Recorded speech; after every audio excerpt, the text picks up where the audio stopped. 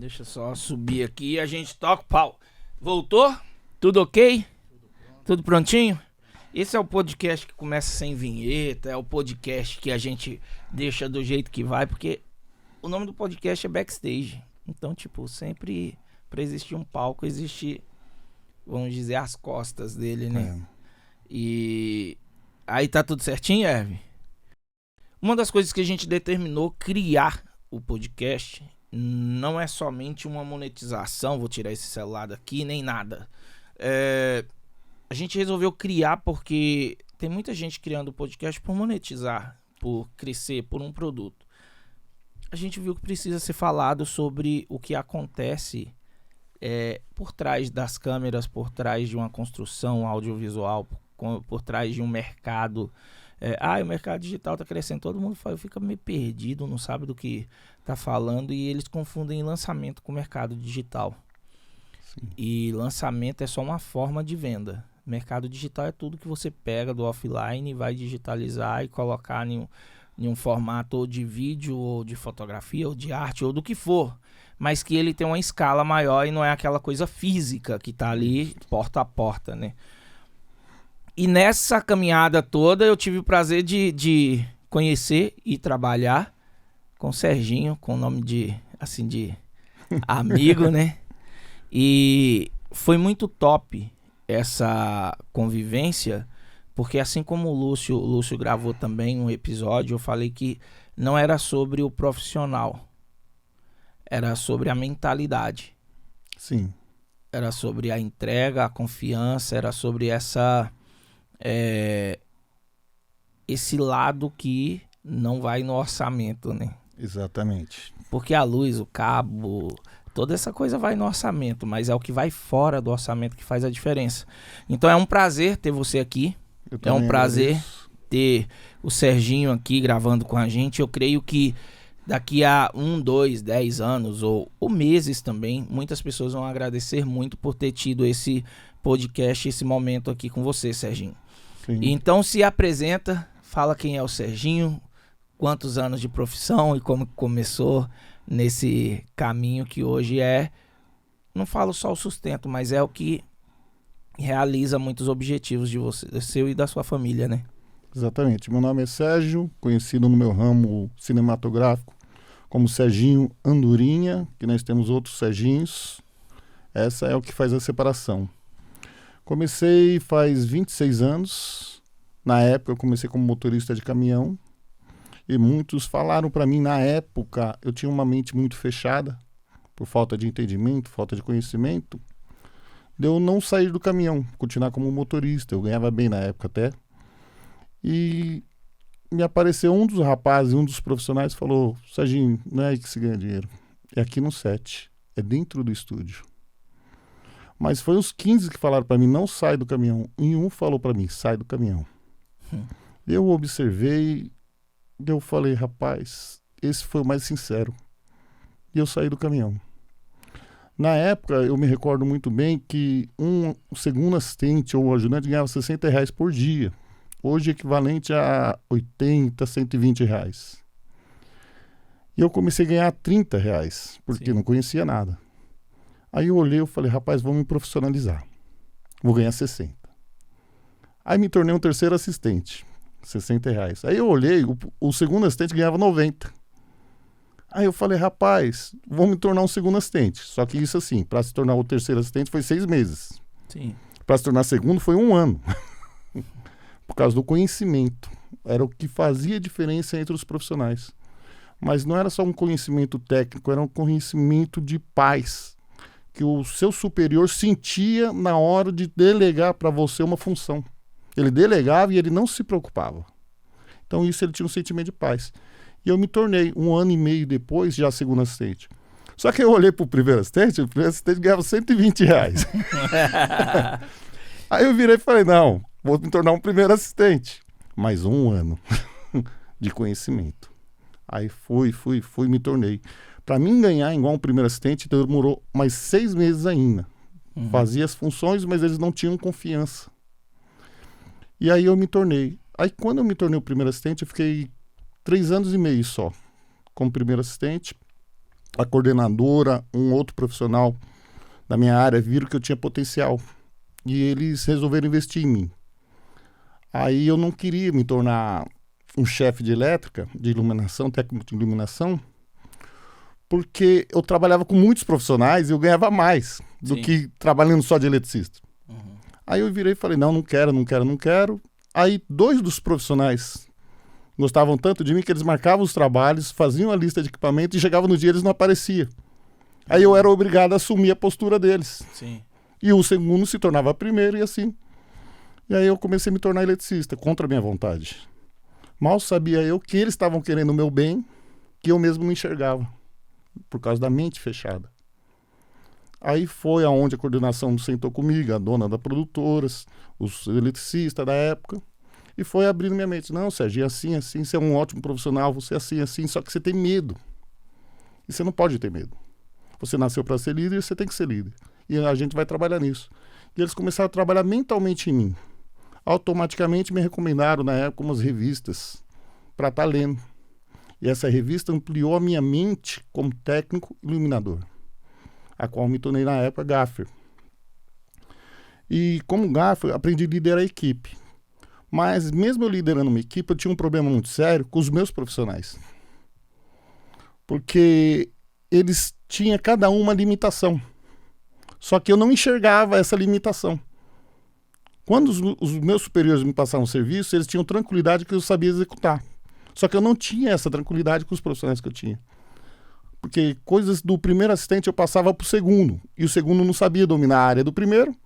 E quando eu passava coisa do segundo assistente para o primeiro fazia desgostoso, porque ele já passou por essa fase. Sim. Aí eu tive que começar a identificar o limite de cada pessoa. Aonde ela pode ir sem me causar um dano. A partir desse momento, eu já comecei a ter uma equipe. Meu assistente trabalha comigo em torno de 13 anos. Sim.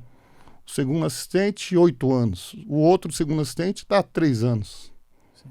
O maquinista faz 11 anos, que é meu companheiro. E nisso nós fomos deslanchando, e eu consegui abrir a minha mente. Através da leitura, através do conhecimento, através de conversar com as pessoas. E eu descobri que um ótimo profissional, a primeira coisa, ele tem que ter paz dentro da casa dele. Não tem como uma pessoa falar para mim que é desajustada sentimentalmente, como vida amorosa, sentimental, e falar que é um bom profissional. Não tem como, não concilia as coisas. Aí eu comecei a cuidar mais deles, dentro da casa deles, conhecendo a esposa, conhecendo filhos, trazendo eles próximos para mim. Aí a minha vida começou a ter paz. Tanto que eles não querem se tornar profissionais. Sim. Você mesmo tem noção do Marquinhos, que está comigo há 13 anos. Primeira coisa que eu chegou aqui, e como tá a sua família? Como que tá o Marquinhos? Então, porque todo mundo me vê ele, só que eu comecei a empurrar ele para trabalhos agora. Ele tem trabalho que eu recuso de fazer para ele poder fazer. Sim. Porque eu quero que ele deslanche. Claro. E eu estou forçando ele a abrir a mente dele como forçar a minha. Entendeu? E olhando por esse lado, não é algo comum de se ver por 2 motivos. É muito difícil uma pessoa ajudar a outra a crescer, porque a atitude dessa pessoa, ela não ajuda. Tipo, se você não fosse um bom motorista de caminhão e não fizesse do jeito que eles queriam, eles nunca iam chegar para te dar um conselho. Exatamente. Se você não fosse um bom terceiro assistente ou quem cuidava do estúdio ou qualquer coisa, eles não iam te chamar para ser segundo, para ser primeiro. Se você não fosse um cara de confiança, de caráter, eles não iam te dar a oportunidade ou investir em você, né? Exato. E hoje, pelo menos na nossa área, que é quando o seu trabalho ali fica pronto, a gente parte para execução, tem muita gente que compra uma câmera, que compra qualquer outra coisa e acha que isso é o suficiente para se tornar um profissional. E o que você falou aí faz muito sentido. Tipo, primeiro tinha o desejo seu que, mano, eu sou o terceiro, por que não o segundo? Exatamente. Tipo, tava o segundo, e por que não o primeiro? Ô Serginho, só para contextualizar pra gente, mais ou menos em que ano que você começou aí como segundo, terceiro assistente aí, até por uma questão, só pra gente fazer um paralelo de valores. Não é paralelo não, é que ele tá curioso mesmo. Vai Há 26 anos. Agora, qual ano aí você tem que somar aí? Diminui aí que você vai saber. Não, tá tranquilo, já deu pra gente ver que a quilometragem, a experiência da estrada 96, velho. Tá 96. Tá top. Isto. Foi mais ou menos aos meus 21, 22 anos. Agora quem 23 quer anos. saber a idade dele é só somar aí que você já sabe. Cinquentinha, filho. Cinquentinha de anos. Então, nessa construção, eu gosto disso justamente porque eu vejo que não mudou a forma de se formar um profissional. Não mudou a essência que um profissional tem que ter para ele crescer no mercado. É as pessoas que perderam a referência. Exato. A mesma forma que você foi formado é a mesma forma que eu formei, a mesma forma que eu formo as pessoas quando estão comigo. E uma das coisas que eu vejo, Serginho, às vezes tem pessoas que vão estar assistindo isso que é muito leigo, não sabe qual é o assunto. Fala qual é a importância e qual é exatamente a área que você faz em um estúdio e em quais trabalhos você executa isso. Um gaffer, na época, até hoje, ele tem que ter um conhecimento de todas as áreas dentro de um estúdio.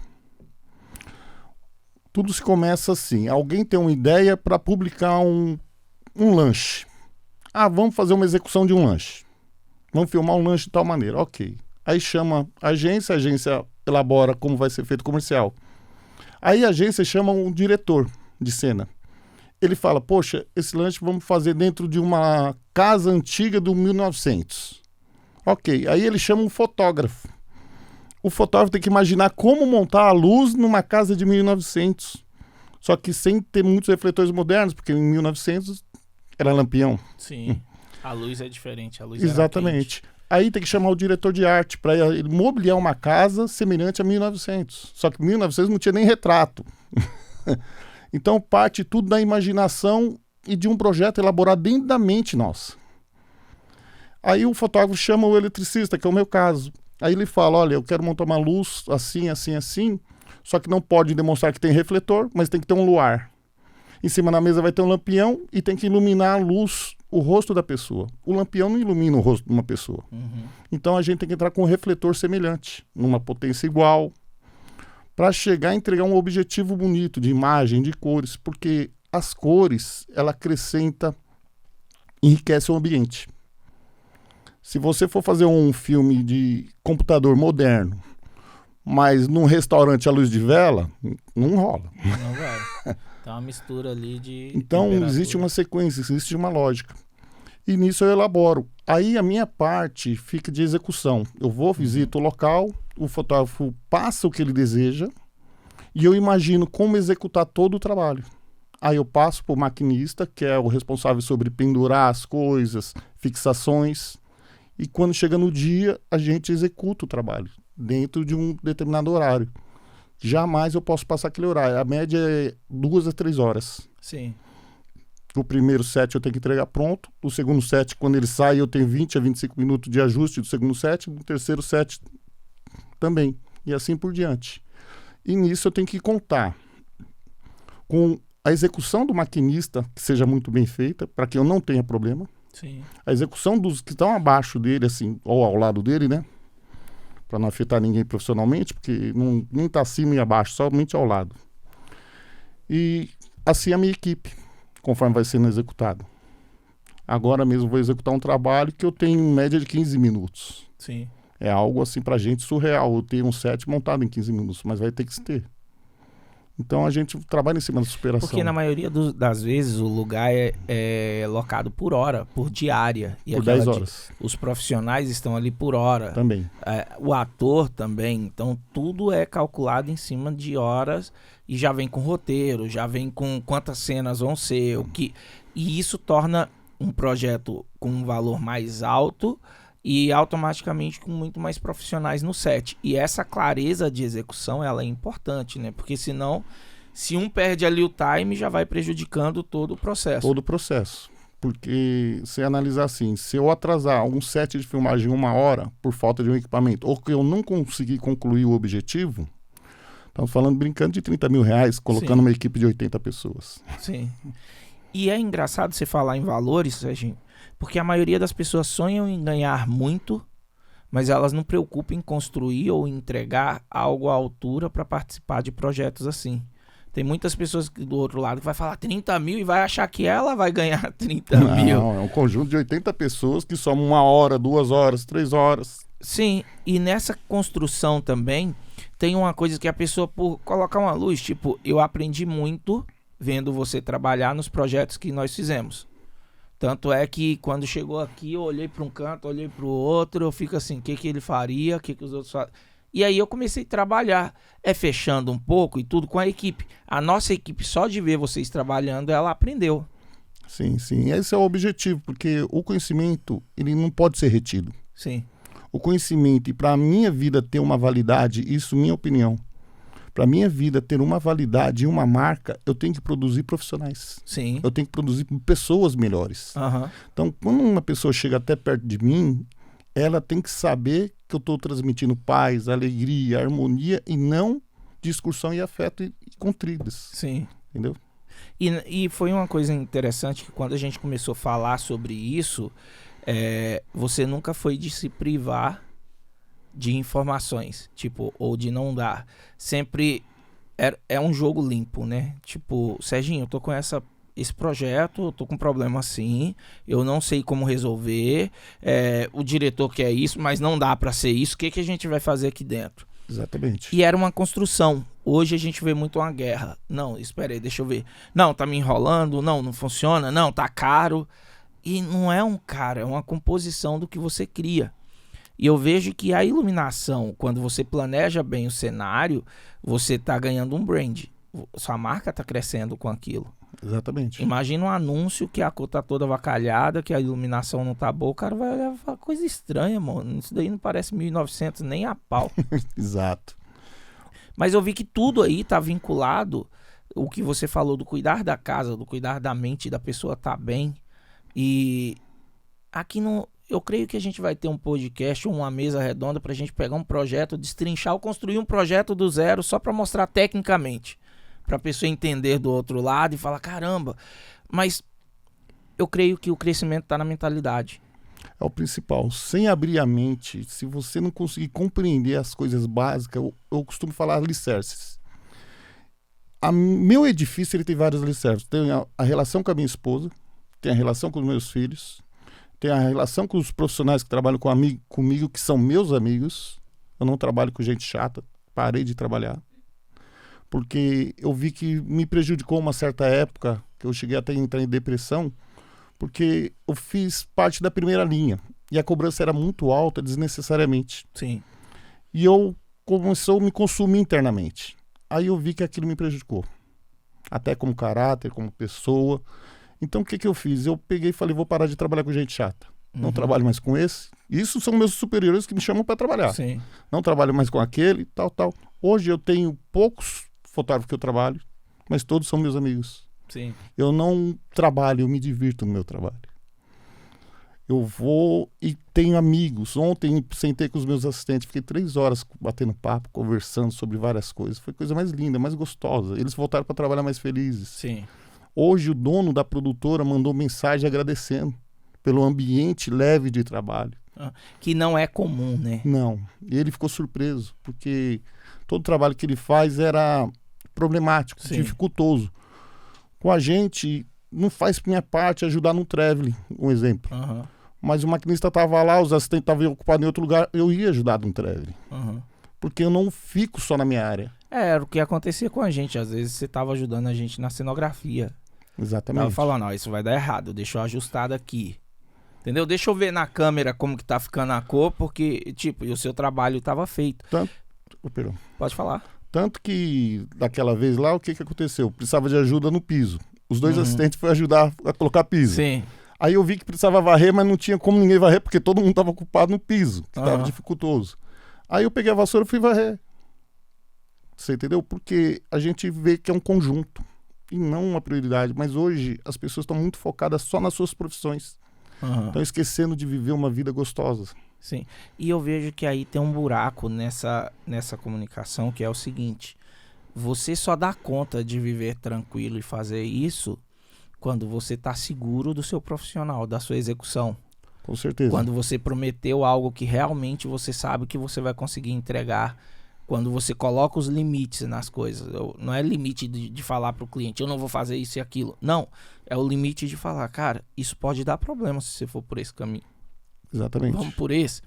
E uma das coisas que acontecia era quantas vezes a gente chegou no estúdio e a gente falava, não, Serginho, vai ser só isso e tal. E você falava, entendi, Eudes.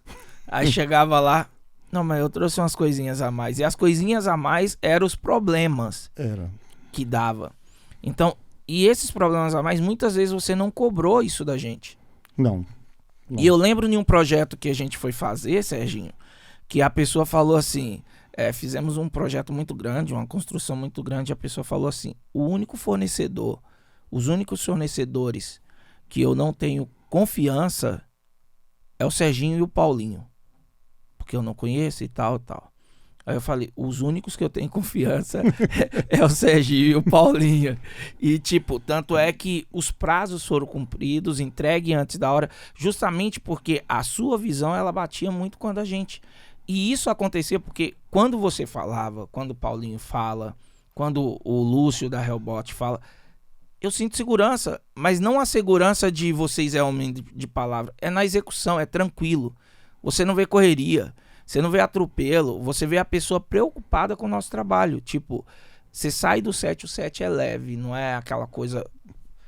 E tem muita gente que tá assistindo e fala, mas eu só tô com a câmera, eu não vou mexer nisso. Vocês se enganam. O prazo da gente sair de gravar com uma luz de R$200 e gravar com uma câmera, uma 70D e partir pra gravação de cinema foi 8 meses. Exatamente. Foi 8 meses. Foi a mentalidade da gente em construir. E outra, de não querer fazer tudo. Eu sabia qual era a sua importância. Eu sabia qual era a importância do Paulinho. Sabia qual era a importância do Serginho, do Tomás, de todos os profissionais. Eu respeitava. Então, quando eu chegava para ouvir. E ouvindo, a gente aprende. Hoje, qual é a maior dificuldade que você vê nesse mercado? Justamente no conteúdo, não é nem formar um profissional. Porque isso existe, cursos e mais cursos. Mas a pessoa do profissional, o ser profissional. Ninguém investe num sentimento, numa superação, porque muitas das vezes, hoje eu sou cristão, você sabe disso. Sim. E um dos problemas mais que eu tive, mesmo convertido, foi ninguém me ensinou a tomar as decisões. Por mais que eu me converti, eu estava buscando o que era certo, internamente eu tomava as decisões baseadas numa vida passada. Sim. Que me levou para o buraco. Sim. Então eu tive que começar a analisar biblicamente as passagens que Jesus ensinava para buscar como tomar uma decisão correta. Ter uma referência de decisão, né? Isto, mas sem ser a do passado, que a do passado me levou para o buraco. Então, nisto, eu comecei a formar minhas decisões. Hoje já se fazem 17 para 18 anos. Não posso falar que minha vida está ruim em nada. Absolutamente. Familiar, com filhos, com minhas noras, os casamentos deles estruturados, mas tudo veio que eu tive que apagar um passado de decisões ruins, onde meus pais ensinaram a tomar decisões muitas das vezes erradas, partir para a ignorância, essas coisas, para viver uma nova vida com decisões novas, para ver qual fruto eu pegaria. Hoje, a partir de 18 anos, na verdade, depois converti e tal, tomei essa decisão, uma vida nova, faz 15 anos. Os meus frutos hoje são os melhores. Sim. Não tem quem olhe para mim e fale, você não tem paz, você não tem felicidade, você não tem alegria. Não, muito pelo contrário. Hoje eu sou convidado para ir em aniversários, conversar com as pessoas. Sim. Hoje mesmo, recebi um convite para mim no aniversário hoje, só para conversar. Amanhã recebi outro convite para ir em outro aniversário para conversar. Porque os filhos também, de 17, 20 anos, estão vindo de uma mentalidade presa, de frustração. Nem nasceram, nem caminharam, meu Deus. E eles estão frustrados. Sim. Porque ninguém chegou a falar, o mundo vai ser difícil. Você vai receber muita porta na cara, mas uma vai abrir. Ninguém falou isso para eles. E eu estou recebendo convite para conversar com jovens. Bater papo. Porque o eu das pessoas, o ser interior tá oprimido, Exato. Tá refém, né? Refém de uma casca, às vezes, de rede social bonitinha. Exato. De relacionamentos de, minha vida vai assim ou tal coisa, mas no fundo, é uma opressão, é uma prisão. É uma prisão. Isso a gente vê muito quando a gente está produzindo conteúdo, que muitas vezes o expert ele está mostrando algo na câmera, ele está sendo o ator ou o personagem. Mas quando ele sai ali que a luz apaga é outra realidade. Quando a gente pode, a gente ajuda. Quando a gente tem liberdade, a gente conversa. Mas isso é um ponto muito forte, porque olha para você ver. Esses dias, mediante um projeto muito grande que a gente está entrando agora, eu tive que reler coisas que eu já tinha lido. Também sou evangélico, sou cristão. E para mim poder reaprender as tomadas de decisões que eu tive que fazer lá atrás. Aí, tá vendo? Por quê? As que eu fiz lá atrás já foi assertiva. Só que eu fiz ou no automático, ou na obrigação, ou então porque ou era aquela decisão ou não era nada. Hoje, no momento que eu estou e eu me vejo mais maduro, eu vi que eu preciso saber o porquê estou tomando a decisão e não somente tomar e ver se vai dar certo ou errado. Exatamente. Porque às vezes você toma uma decisão e você fala, por que eu não tomei a outra e deu errado? Ou então, por que eu tomei essa e deu certo? Então, quando eu passei a olhar as decisões que eu tinha tomado, eu comecei a ver padrões. E aí eu fui lendo sobre pessoas que tiveram aqueles padrões também. E uma das coisas que eu vi a decisão certa nem sempre é fácil. Ou a decisão certa nunca é fácil. Exatamente. Porque dói. Às vezes, um exemplo assim, quando eu pensei em me matar, porque eu estava em depressão, eu ganhava 10 mil reais ao mês. Uhum. E, ao mesmo tempo, por falta de uma estrutura familiar, que meus pais brigavam constantemente. Minha mãe bebia, meu pai chegava, brigava com a minha mãe, batia, meu pai tinha amante. Meus irmãos, a cada 15 dias, brigavam com meus pais, parava na cadeia. A câmera desligou. Pode deixar, que aqui é podcast. E pra mim, essa cena tá mudando a do Eita, mas vai lá. E nesse sentido, eu tive uma infância muito difícil. Eu tive que ser trabalhado isso futuramente. E quando eu me tornei um profissional, conforme eu te falei, eu não tinha uma estrutura interna como pessoa para administrar o profissional e o que eu ganhava. Sim. Então eu me perdi. Muitos amigos meus se perderam nas drogas, tudo mais, bebida, eu me perdi na caminhada. Não usei drogas, tudo mais, mas gastava demais. Vivi uma vida que não era minha. Uhum. E isso me levou a ter uma pessoa sem valores. Foi aonde eu entrei, que eu pensei até me matar. Entrei numa igreja. Tinha um homem falando para mim na época que eu não conhecia. E eu ouvi uma palavra dele. E eu saí da igreja. A diferença, eu entrei na igreja derrubado, ouvi uma palavra de Cristo e saí com esperança. Uhum. E nessa esperança eu fui trabalhando. E hoje eu vejo que, para mim, os valores, os alicerces que eu tenho são os principais. Hoje eu amo estar aqui com você, fiz questão de estar aqui com você. Sim. Com vocês e tudo mais. Por quê? Quantas pessoas estão em um hospital querendo estar aqui? Sim. Quantas pessoas estão no hospital querendo comer um cachorro quente e não pode? Sim. Então, existem valores pequenos que ninguém dá valor. E tem uma parada aí que eu vejo, Serginho, que é até emocionante, eu fico emocionado de falar isso também, que às vezes o hospital não é físico. Tem muitas pessoas que estão na casa deles, rolando o celular, vendo as coisas e falando assim, é minha última oportunidade, é minha última chance. Não consegue se enxergar, não consegue ter esses princípios e se enxergar um bom profissional ou saber que tem a possibilidade de ser um bom profissional ou de conquistar algo na vida, ou de ser respeitado, ou de ser reconhecido. E quando você fala isso, é muito bom, porque geralmente as pessoas querem falar de sucesso, de cifras, querem falar de equipamentos. E eu fico feliz de você ter a coragem de poder falar sobre isso, de poder contar esse ponto. E você falou, a falta de princípios me levou a isso. Exatamente. E como foi essa construção sua depois que você chegou lá nesse fundo aí do poço aí para poder sair? Eu sabia que eu não tinha médico que podia me ajudar. Pedi a conta da empresa, 12 anos. A dona falou, eu dobro o teu salário, mas eu não quero que você saia. Eu virei e falei, é questão de vida ou morte. Expliquei para ela. Aí ela falou, então faz o seguinte, se você precisar de alguma coisa, você me procura. Aí eu falei para ela, ó, eu vou precisar, mas eu não posso te procurar. Porque eu vou tratar internamente o meu eu. Ela falou, então quando você quiser, a porta aberta. E nisto, eu me ausentei. Aí fui vender churrasquinho grego na porta de bar.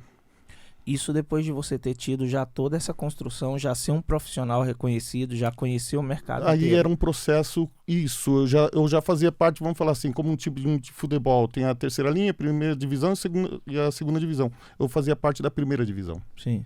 Eu recusei tudo, perdi tudo que eu tinha, tudo, para reconstruir o meu eu. Eu abri mão de todas as coisas. Porque eu me lembro que, na época, 10 anos atrás, quando eu namorava ainda minha esposa, eu ia numa igreja, morava em 2 cômodos de aluguel, e eu era feliz. E eu ganhei 10 mil reais, a garrafa de vinho que eu tomava custava 80 reais. E eu não era feliz. E eu falei, vou voltar pro princípio do meu amor. Aí eu retornei. Embora eu retornei, até você conseguir mudar internamente, leva muito tempo. Fui vender churrasquinho grego, fui à falência no churrasquinho grego na porta de um bar. Isso que eu recusei um salário de 10 mil reais e a dona queria dobrar para 20 mil na época. E eu comecei trabalhando interno, sofrendo, passei fome, fui despejado, esposa com enfermidade. Mas eu sabia que eu não podia ter ajuda de ninguém, senão eu ia destruir eu mesmo interno. E aí eu comecei a crescer. Aí eu olhei e quando eu aprendi a verdadeira conversão vem da gente abandonar os princípios de decisões que me levaram àquilo, eu comecei a tomar decisões segundo o que a Bíblia ensina. Não é nem pelo que o pastor, é o que a Bíblia ensina. Em cima disso, eu comecei a plantar coisas boas. Comecei a ter amizades verdadeiras. Comecei a ter alegria em coisas simples.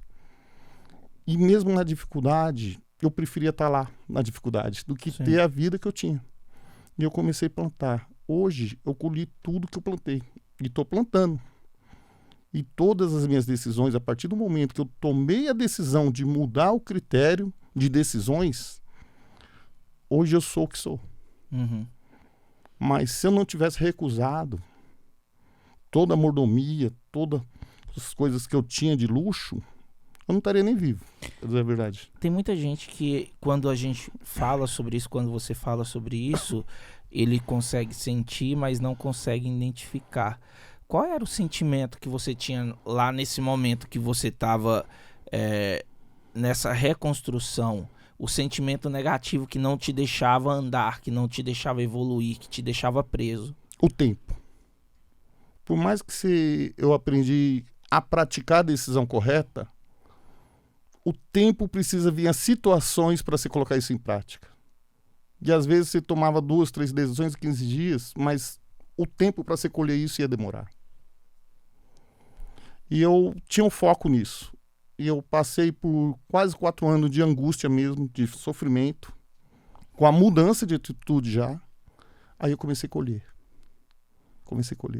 Aí coisas que você plantou lá atrás, comecei a colher. Aí hoje, existem, eu coloco até você, Erwin, a Ju, a nossa amiga aqui, a Nai, o que acontece? Conforme seus pensamentos são positivos, você atrai coisas positivas. Quando todas as portas se fecham, alguma vai se abrir, porque você plantou para abrir. Ano passado, vocês não sabem disso, eu vou contar. Um rapaz, eu tinha um Peugeot 207, que você sabe. Lembro. Um rapaz veio de bicicleta, bateu no meu Peugeot de bicicleta. Sim. Amassou o paralama, o capô, a lateral direita, amassou a coluna da porta, afundou o tampão do motor, o para-brisa quebrou e afundou o teto do carro que vergou as 2 colunas. Perda com uma bicicleta e um rapaz de bicicleta no meu carro. Nisso você me chamou para uma reunião. Sim. Da live. Vamos fazer uma live? Vamos. Eu estava no fundo do buraco. De carro e espiritualmente, porque o rapaz saiu com muitas sequelas. E nisso você me chamou. Foi justo na época que o meu ramo parou. Sim, eu lembro. De trabalhar. Aí você me chamou, te gerou dinheiro pro primeiro mês das contas. gerou dinheiro pro segundo mês. Aí chegou um certo momento, eu falei, cara, tô colhendo o que eu plantei numa terra que eu não conheço. Sim. E a última negociação que a gente tivemos, eu comprei uma captiva. Sim. Vendi o Peugeot faz 3 dias. Sim. Arrumadinho e tudo mais. Então, as minhas decisões faz as coisas fluírem ao meu redor. Mas eu sempre vigio para mim não tomar as decisões erradas, porque cada decisão tem um peso, e segundo a decisão que a gente tomar, vai trazer uma angústia. Fala que plantar não é obrigatório, mas a colheita sim, né? E é. E Certeza. querendo ou não, o que eu vejo é que muitas das vezes a decisão assertiva e o que você pretende, o que você plantou de bom, ela demora muito mais tempo para florescer do que algo que você plantou de ruim. O que você plantar de ruim, você colhe muito mais rápido do que algo que você plantou e precisa florescer. Tipo, tem produtos, tem pessoas, tem acessos que eu estou colhendo hoje que eu plantei em 2013, que eu plantei em 2014. E é engraçado que quando você planta algo de bom, mesmo que você queira eliminar aquela semente, você não consegue. Exato. Observa que mesmo você não querendo trabalhar com a mulher, ela quis dobrar o salário, ela ficava perguntando se você precisar de alguma coisa. E é muito parecido, Serginho, porque em 2019 eu larguei uma empresa, eu larguei tudo em BH, eu vim, fiquei num sítio, lá no sítio do Écio, dos meninos, perdido pela mesma coisa. Não é algo que acontece com uma pessoa de um lado ou de outro. E no dia que eu vi que eu estava pronto e que eu levantei e que eu corri atrás, as coisas começaram a acontecer. E uma das coisas que eu vi que quando a gente determina e a decisão é certa, você ganha acesso. E acesso é muito mais importante do que o dinheiro em si. Exatamente. Porque o acesso continua sendo semente. Exato. O dinheiro é um pagamento sobre algo que morreu ali. Então, acesso você sempre vai criando algo, vai criando algo. E é tão engraçado que naquele ano, aquilo ali foi bom para o seu mercado que estava parado e tudo, mas também foi bom para o nosso crescimento. Porque o que você entregou ali, o mercado não entregaria. Exato. Não estou falando da questão de valores, porque isso é preço. Estou falando de preço. Foi a questão de valores mesmo. Foi a questão do aprendizado, foi a questão do direcionamento, foi a questão do crescimento no geral. E fico feliz de ver essa construção toda e saber que uma pessoa em casa ele tem a oportunidade de ouvir e isso sem precisar passar por um momento desse. Exatamente, porque meu filho ele tem uma frase que ele prefere aprender com o erro dos outros do que com o erro dele, que Sim. dói menos. E chega num ponto que é tipo assim, a pessoa que está em casa ou ela pode estar passando, ou ela já passou também, ela vai reconhecer, ou ela não passou e ela tem que tomar cuidado, porque tipo, é algo que bate na porta de todo mundo. Quando você perde a identidade, quando você perde os seus valores, quando você não sabe quem você é, não adianta você ser um bom profissional. Você não vai dar conta de executar. Não adianta você querer ser o cara bambambam que faz as coisas, porque não vai executar, entendeu? Então, tipo, você não vai conseguir, você não vai ter ânimo, você não vai ter esperança, você não vai ter determinação, você não vai ter foco, você não vai ter nada para poder executar isso. E Serginho, hoje, quando você vem para esse mercado e todo mundo fala que falta profissional, qual é o tipo de profissional que você vê que está faltando nesse mercado? Postura. Porque estudar a gente estuda. Se profissionalizar, qualquer um se profissionaliza. É só se dedicar um pouco, mas postura, educação, saber o peso de cada palavra que você pronuncia em uma reunião. Porque tem pessoas que erram numa reunião. Em palavras, um exemplo, eu lidei com uma situação há 3 dias atrás, que um rapaz falava, ele não conseguia se expressar o que ele queria falar. Sim. Do outro lado, o outro profissional também não conseguia entender o que ele falava. Uhum. E ele queria que o cara entendesse. Aí eu tive que intervir, porque estava virando uma discussão. Sim. Falei, deixa eu explicar. Respira. Você não está conseguindo se expressar. O que você está achando que é fácil dele entender, ele não está conseguindo entender. Muitas vezes ele é limitado no entendimento. Então você tem que falar de uma maneira que ele conheça. Uhum. Aí o rapaz falou, por quê? Eu falei, porque o que você está falando, ele não entende. Então não tem como ele executar o que você fala. Sim. Aí o rapaz respirou, parou, analisou, falou, vamos lá comigo, que eu te mostro. E resolveu. Porque ele não conseguia se explicar. Uhum. E resolveu a situação. Sim. Um fato que aconteceu numa filmagem comigo, nós fomos filmar uns queijos em cima de uma mesa chamada pack shot, né? Para anunciar o produto, para vender. E tinha 8 queijos, tinha queijos importados e nacional. E o fotógrafo que eu tava, ele tinha viajado em torno de 8 países. Então o cara era muito intelectual. Só que eu não viajei para 8 países, nem para 2. Aí ele virou e falou, Serginho, tá vendo esse queijo tal? Coloca uma luz nele. Eu olhava pros 8 queijos. Ele falava, é tudo queijo. Eu falava exatamente isto. Meu, eu tive que falar. E branco meio amarelado. Eu falei pra ele assim, ó, lá na favela em Carapicuíba, ele, comunidade. Eu falei, não, comunidade não, favela mesmo, é favela. A gente só conhece queijo mussarela fatiado, nem peça é. E é 200 gramas, 300 gramas, que é o suficiente para um café ou café da tarde. E eles começaram a dar risada. E era um serviço que estava estressante. E ali se descontraiu, no Rio, agência Rio e tal. Ele falou, Serginho, então tá bom. Tá vendo esse queijo que parece embolorado? Falei, com os negocinhos verdes, ele é. Então coloca uma luzinha nele. Aí coloquei a luzinha, ele tá lindo. Serginho, tá vendo esse outro queijo que tem uns buracos que parece do Mickey Mouse? Falei, tô. Coloca outra luz nele. Ele aprendeu a falar o meu linguajar. Sim. Então, a comunicação é muito importante, só que ninguém tem trabalhado nisso. Hoje as pessoas chegam desleixadas. Sim. Eles falam que a aparência não importa, pelo contrário. Tem um amigo meu que foi fazer uma visita de locação, conheceu uma residência pra gente filmar. A dona não abriu a porta da casa pelo estado de roupa que ele estava. Barbudo, desleixado. Então, para quem tá na alta sociedade, eu não vejo ninguém barbudo, desleixado. Pelo contrário, filho. Tudo alinhado. Então existe ainda, por mais que se combata isso, tá muito recente. Existe 3 pontos aí que eu vejo, que é o seguinte: a famosa cultura que não é cultura, que é aquelas pessoas que elas entram em uma discussão filosófica e partidária e política, que fala de uma opinião que não tem uma sustentação e vira uma guerra. Exatamente. E aí ela leva aquilo como crença, como verdade. Existe o ponto do profissional que acha que as pessoas têm que reconhecer ele do jeito que ele é, porque tem que me respeitar e tudo, e não é assim. E existe o profissional que não sabe.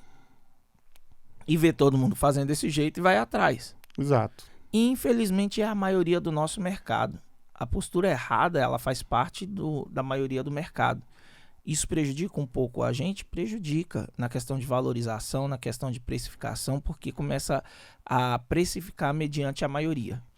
Mas ao mesmo tempo diferencia que o mercado que acha um Serginho, o mercado que acha um Paulinho, que acha um Zebrão, que acha um Lúcio, ele fala, não quero mais parar de trabalhar com você não.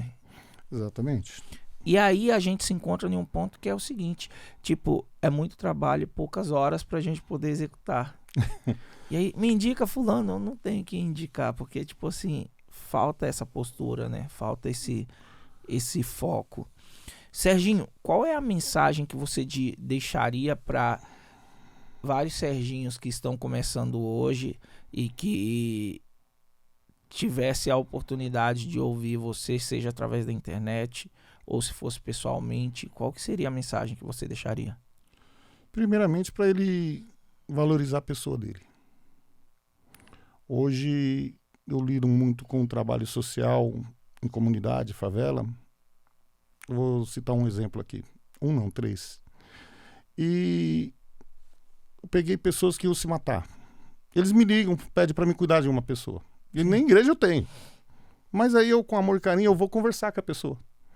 Aí eu constato que a pessoa ela tá desvalorizada. Tinha uma menina que queria se matar porque ela tinha um filho. E essa menina que tinha um filho, ela... só não me matei por causa do meu filho, isso, aquilo, isso que lá minha vida não vai pra frente, minha vida tá desgraçada. Eu falei, exatamente. Tô vendo que tá mesmo, você vai se matar. Só não se matou por causa da criança. Ah, mas eu perdi a esperança. Eu falei, compreendo. Eu sei de todas as dores. Você acha que eu tô errado? Eu falei, não. Se eu tivesse no seu lugar, tá desejando a mesma coisa. Porém, se você trabalhar isso no seu interno, você pode mudar.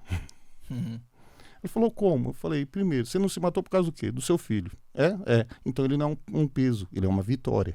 Sim. Senão você não estaria aqui conversando comigo.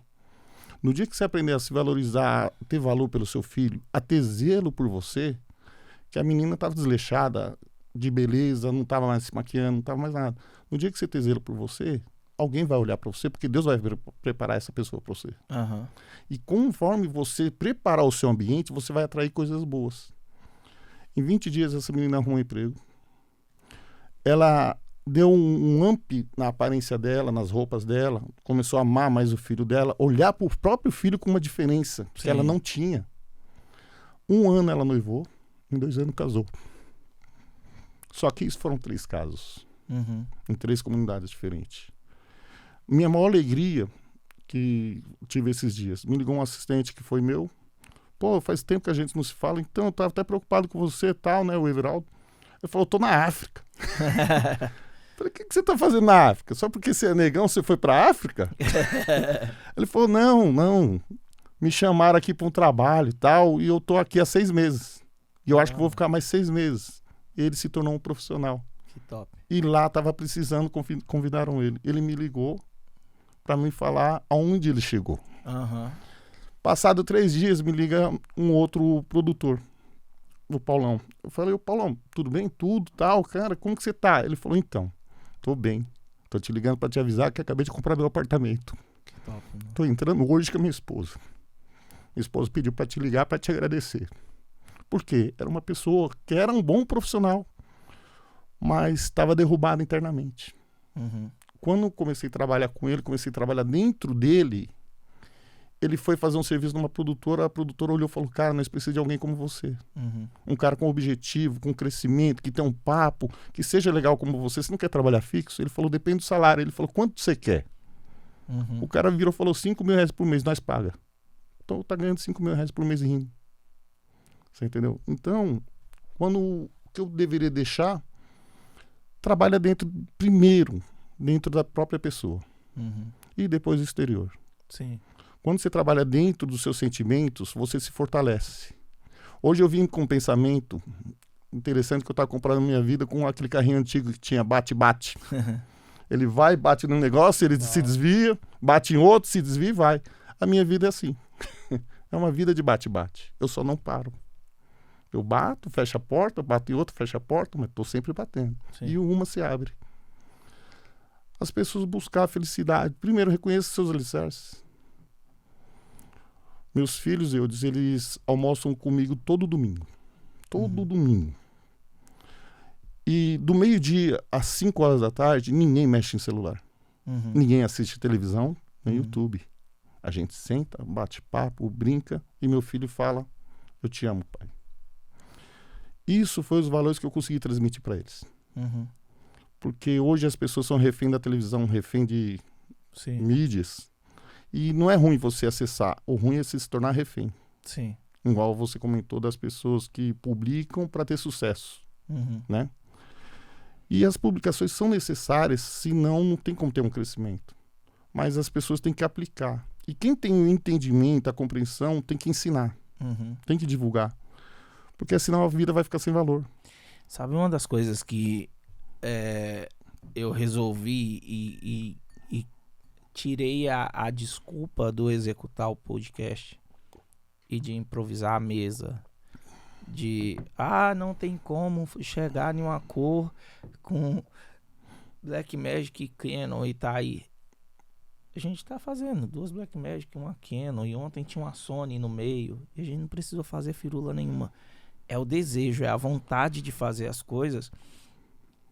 E eu fico feliz pela grandeza que eu vejo nas pessoas que eu tô trazendo. Eu fico feliz pela grandeza que eu vejo em você. Não é a grandeza de o que as pessoas falam. É a grandeza no que você transborda, no que você fala, no que sai da sua boca. As pessoas hoje estão confundindo fazer um selfie. A capa da revista é só um reconhecimento, mas não Exatamente. É o que tornaram eles até aqui. Não é o conteúdo. Quando eu converso com a Elaine, com o Fábio, que vão gravar também, são pessoas que quando eu olhei eu falei assim, caramba, olha a história.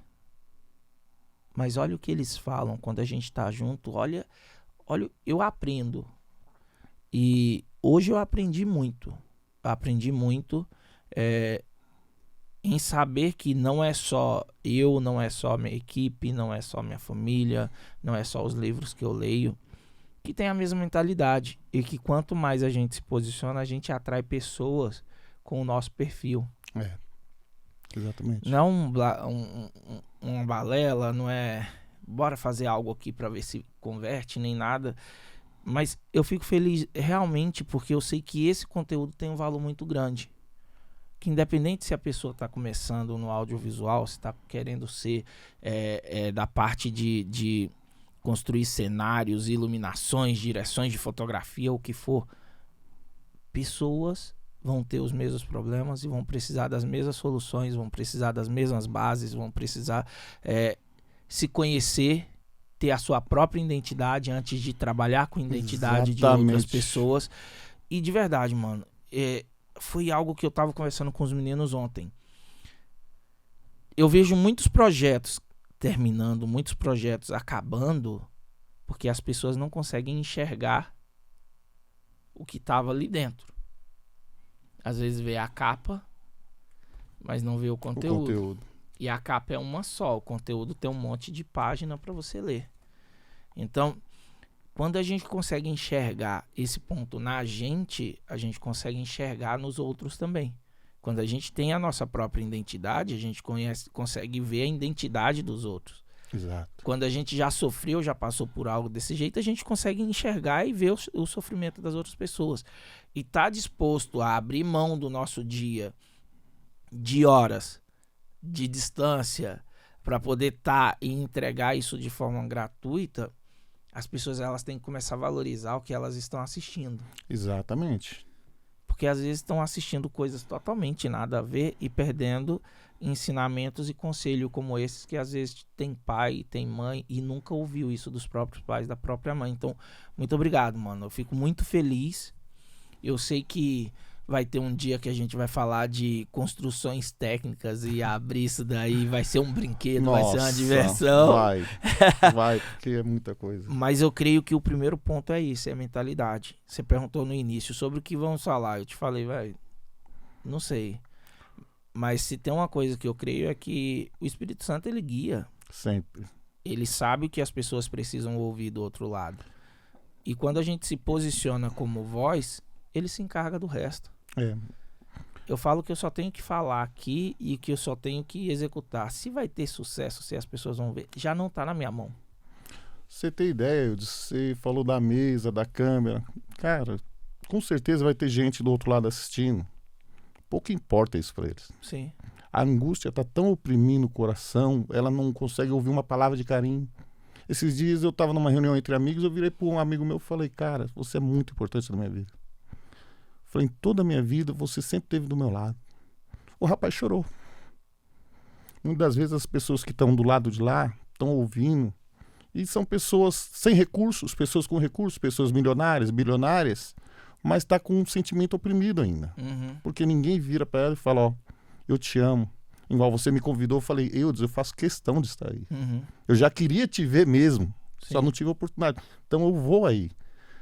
Tem pessoas que querem só escutar isso, Eudes. Sim. Você ligar para ela, poxa, como que você tá? Ah, eu quero te ver, eu não quero falar pelo telefone. Uhum. Eu quero ver você, quero te abraçar, quero ficar perto de você um pouco. Então tem pessoas nesse momento que tá ouvindo isso. Sim. E vai ser ouvido. Você entendeu? Assim como existe pessoas que vai menosprezar. Uhum. Mas quem menospreza eu não ligo, Eudes. Eu larguei de picuinha muito tempo atrás. É o mesmo que eu falei. Coisinhas. Cara, tudo sem importância, sem valor, que as pessoas valorizam demais. Sabe? Eu mandei um áudio pra uma pessoa esses dias e eu falei, gente, eu já participei de tanta intriga, tanta discussão, tanta coisa, que esse tempo de infantilidade já passou, entendeu? É um tempo de maturidade, é um tempo de sentar, ajustar as coisas, é um tempo de parar, de olhar e falar, eu errei. É o tempo de voltar atrás e falar como que ajusta, como que anda, como que acontece, entendeu? Então, eu fico feliz mesmo. Obrigado. A gente vai fazer muita coisa junto ainda. Eu creio que o mercado, sim, ele precisa não somente dessa parte técnica de porque você pega a luz e coloca desse jeito. Não, isso é dica. O mercado tá cheio de dica e tá faltando ensinamento. Existe a diferença entre a dica e o ensinamento. Isso, porque na minha época, sempre os eletricistas me ensinaram o seguinte: você colocou uma luz assim, por que essa luz é assim? Por que você teve que colocar uma bandeira assim? O porquê que teve que mudar a cor da luz para outra cor? O porquê de cada coisa. E isso fez eu me tornar um profissional, porque eu não fazia as coisas, eu queria saber, eu não só executava. Eu já queria, por que ele pediu para eu colocar essa bandeira aqui? Sim. Hoje é a dica, né? Compra a luz tal, coloca 45 graus e beleza, o cara coloca aí. Não deu certo, é porque você ouviu uma dica e você não questionou. Exatamente. Porque você comprou uma marca e não questionou. Porque você não leu o famoso manual. Porque quando você parte para um profissional, principalmente cinematográfico, porque assim, na nossa área nunca se repete o mesmo ambiente, o mesmo trabalho e a mesma equipe. Eu falo isso sempre. Nunca, sempre muda. É coisa inacreditável. Não sei como dá certo, na verdade. Mas dá certo. E as pessoas não têm noção do que é projetar algo que saiu da mente de alguém. Fui fazer um filme que era de infância, de 1800. E o filme tinha uma história de contar personagens em desenho em 1800. Sim. Cara, nem televisão existia em 1800. Aí você tem que elaborar. Eu tiro assim um exemplo para entender mais fácil. O quadro da Ceia de Cristo. Eu acredito que 30% das residências, 20% já tem esse quadro. Mas quando pediram pro rapaz pintar, se eu não estou enganado, foi no ano de 800 depois de Cristo, o cara não teve na ceia. Não teve, não tinha fotógrafo lá. Então, mas eu quero um quadro. E como você imagina o quadro? E para achar as pessoas do quadro? O rosto de cada personagem. Se não tinha fotografia, não tem um relato como que eram eles. A pessoa teve que elaborar do zero. Ele teve que criar algo de uma tela branca. Sim. E ele fez uma mágica. Hoje a minha vida é uma tela branca. E eu não vi muitas vidas passadas, então eu procuro ler. Para compreender e ter mais facilidade nas minhas decisões. E eu vou pintando o meu quadro. Tinta por tinta e configurando. E graças a Deus, estou bem feliz. Eu acredito que se tudo der certo, em 10 anos eu concluo meus outros 2 últimos sonhos. E por aí fica. Obrigado, mano. Tá? Tamo junto. Foi um prazer. Ervão tem algo para falar? Cara, como é que entra com a lição dessa? Só coisa que bateu fundo aqui, velho. Show de bola, nada a acrescentar. Se bateu fundo aqui, imagina. Não, bateu aqui e eu creio que para qualquer pessoa isso daí vai ser importante, porque é disso que a gente precisa. É esse tipo de mensagem que eu creio que precisa ser ouvida do outro lado, entendeu? Então, eu acredito muito nisso. Eu acredito muito que não é sobre uma ferramenta, é sobre a pessoa que manuseia a ferramenta. Deixa só uma mensagem profunda. Eu faço serviços voluntários quase todos os anos para instituições de saúde. Por mais que você tenha qualquer tipo de problema, seja qual for, eu te garanto, não se compara com uma criança de 2 anos com câncer. Uma criança de 2 anos com câncer, um adulto, hemodiálise, que eu acompanho, não se compara. Levanta a cabeça. Você tem um valor muito grande. Só muda as suas decisões e começa a tomar decisões novas. Não vai ser fácil, mas transforma a sua vida. Quer falar alguma coisa, Mai? Será que eu ia perguntar para você também? Pessoal, hoje bateu, né, Erwin? Obrigado. Eu creio que você vai ser um dos que vai voltar para algo que a gente está pensando aí em executar, porque as pessoas precisam ouvir mais o que tem aí dentro, o que tem de forma diferente, entendeu? Com exemplos práticos, não com historinhas, com dicas e tudo. Obrigado, mano. Obrigado mais uma vez. É isso Um aí, abraço pessoal. a todos, muito obrigado. Obrigado a Desculpa todo mundo alguma que ficou coisa. até aqui. Se quiserem, mandem aí abaixo a mensagem. Tem o contato do Serginho. Se quiserem falar com ele direto. E se vocês quiserem mais ouvir sobre isso, mas já veio uma vez. Gente, não é sobre a quantidade de vezes que vão vir. É sobre a quantidade de coisas que tem pra falar. Que vai ter aqui uma participação. E a porta tá sempre aberta, mano. Ok, obrigado. É um prazer trabalhar com você. Ter você como parceiro, como amigo. E abraço pra toda a família e tamo junto. Obrigado, pessoal. Um abraço.